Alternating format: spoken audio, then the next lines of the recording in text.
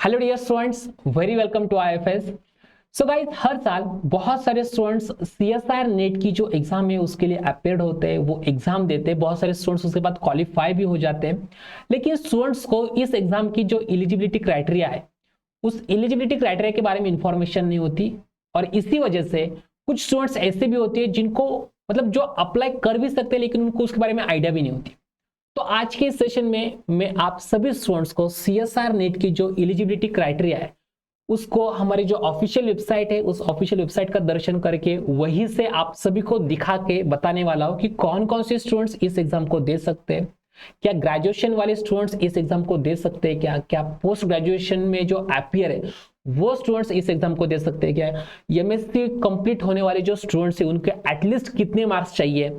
उसी के साथ साथ बाकी जो like for example you can say कि बहुत सारे स्टूडेंट्स एमएससी होते वही स्टूडेंट्स देते, उसको छोड़ के और कोई स्टूडेंट्स इस एग्जाम को दे सकता है क्या। और एंड में जाके क्या आपकी एज लिमिट होनी चाहिए अगर आपको जेआरएफ चाहिए तो, क्या एलएस के लिए भी कोई एज लिमिट है। तो ऐसे बहुत सारे क्वेश्चन स्टूडेंट के दिमाग में। तो चलो हम देखते हैं। यहाँ पे इंफॉर्मेशन की सेक्शन आप देखोगे तो यहाँ पे एलिजिबिलिटी क्राइटेरिया ये एक ऑप्शन आपको दिखेगा जहां पे जून 2021 की अभी जो रिसेंटली एग्जाम हुई थी उसकी एलिजिबिलिटी क्राइटेरिया की पीडीएफ है। तो इसको आप ओपन करके देख सकते हो। नीचे डिस्क्रिप्शन में भी मैं ये जो पीडीएफ है उसको प्रोवाइड कर दूंगा। तो इसके लिए सबसे इंपॉर्टेंट तो इसेंशियल एजुकेशनल क्वालिफिकेशन जो है, तो यहाँ पे आप देख सकते हो एमएससी और equivalent degree integrated BS MS, BS 4 years, B pharma, BTech, MBBS.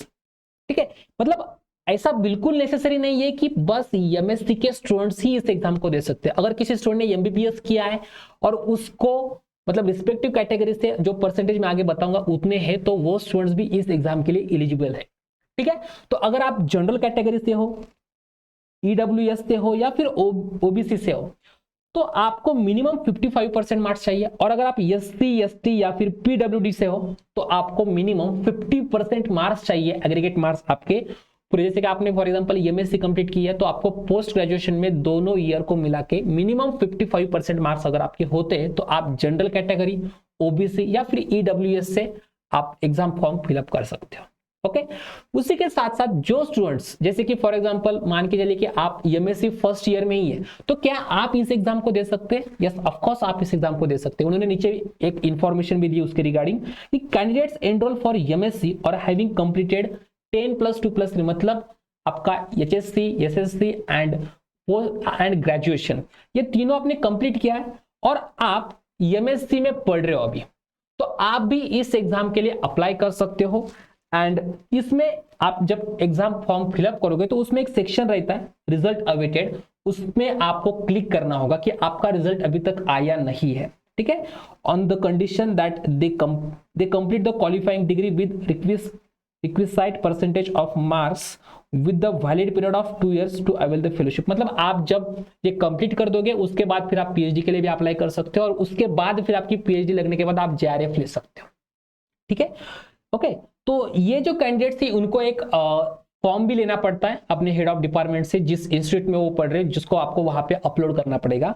उसी के साथ साथ जो स्टूडेंट्स बीएससी ऑनर्स और इक्विवेलेंट डिग्री में है, ठीक है, वो स्टूडेंट्स को भी at least 55% marks for general, EWS और ओबीसी सेक्शन में हो और 50% marks for SC ST and PWD candidates के लिए है। ठीक है, तो कैंडिडेट्स विद बैचलर डिग्री मतलब जो स्टूडेंट्स जिनकी सिर्फ और सिर्फ बैचलर डिग्री है वो किसके लिए अप्लाई कर सकते हैं? सिर्फ और सिर्फ सीएसआर नेट के जूनियर रिसर्च फेलोशिप के लिए अप्लाई कर सकते हैं। ओके, उन्होंने यहाँ पे क्लियरली बोला है candidates possessing only bachelor degree are eligible to only for apply only for junior research fellowship and not for lectureship. मतलब जिन स्टूडेंट्स के पास सिर्फ और सिर्फ बैचलर डिग्री है वो लेक्चरशिप को अप्लाई नहीं कर सकते, एलएस के लिए अप्लाई नहीं कर सकते, उनको अप्लाई करना पड़ेगा जेआरएफ के लिए। उसी के साथ साथ जैसे कि BS, BTech, B pharma, MBBS final year result awaited मतलब जिनका रिजल्ट नहीं आया है वो भी अप्लाई कर सकते हैं फेलोशिप के लिए ओनली, लेक्चरशिप के लिए वो अप्लाई नहीं कर सकते। ठीक है, ये सारी इंफॉर्मेशन आप सभी स्टूडेंट्स के लिए बहुत हेल्पफुल रहेगी। और उसी के साथ साथ एंड में मैं आप सभी को बताना चाहूंगा एज लिमिट के बारे में, जो कि जेआरएफ के लिए यूजुअली होती है 28 ईयर्स की। मतलब कोई भी स्टूडेंट्स जिसकी एज 28 से ज्यादा है जनरल कैटेगरी से उनको जेआरएफ नहीं, वो जेआरएफ के लिए अप्लाई ही नहीं कर सकते। अगर अप्लाई भी करेंगे तब भी आपके रिजल्ट में आपको जेआरएफ कभी भी नहीं मिलेगी। ये थोड़ा सा रिलैक्स किया है कौन से स्टूडेंट्स के लिए, SC ST and PWD candidates के लिए। उनको कितने ईयर्स का किया है, 5 ईयर्स का, और 3 years in case of OBC with non creamy layer. Okay, जिनके पास ओबीसी का सर्टिफिकेट है उनके लिए 3 ईयर्स को भी रिलैक्स किया, मतलब वो 31, और बाकी के जो स्टूडेंट्स हैं उनको 28 में 5 ऐड कर दो, दैट इज 33 एज तक उनके पास जेआरएफ रहेगी। ये हमारे लास्ट ईयर का जो एग्जाम हुआ था, मतलब इसी साल में होता लेकिन जून 2021 का होता, उन स्टूडेंट्स के लिए ये एलिजिबिलिटी क्राइटेरिया है।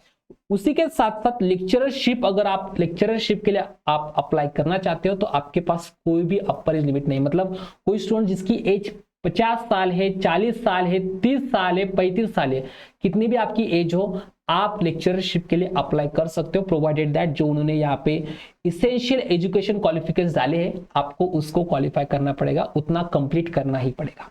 सो आई होप डियर स्टूडेंट्स आप सभी को सीएसआर नेट का जो एलिजिबिलिटी क्राइटेरिया है वो एकदम क्लियर हुआ होगा, कौन कौन से स्टूडेंट्स एग्जाम को दे सकते हैं ये भी क्लियर हुआ होगा, एज लिमिट जो है उसको भी क्लियर हुआ होगा। और जो चेंजेस हुआ है जैसे मैंने थोड़ी देर पहले भी बोला था, वो यहाँ पे वो एज लिमिट को थोड़ा सा रिलैक्स किया था, बिकॉज बीच में 2 साल सीएसआर नेट की एग्जाम ना होने के कारण स्टूडेंट्स का जो लाइक फॉर एग्जांपल कोई स्टूडेंट्स है जिसकी एज 27 ईयर्स थी उस टाइम पे जब एग्जाम कोविड आया था, तो 2 साल तक अगर एग्जाम नहीं हुए तो उसका तो वैसे ही 27 साल के 2 पेपर्स और 28 साल के 2 पेपर्स, ऐसे 4 पेपर्स का उसका लॉस हुआ है। तो उन स्टूडेंट्स के लिए ये रिलैक्सेशन कर दिया था, और नेक्स्ट टाइम से शायद पॉसिबल है कि ये और कम हो, लेकिन उसके बारे में अगर कुछ भी कम होता है तो ऑफकोर्स हमारे ये जो आईएफएस चैनल है उस पर हम इसकी सारी इंफॉर्मेशन और सारा अपडेशन आपको यहाँ पे देते रहेंगे।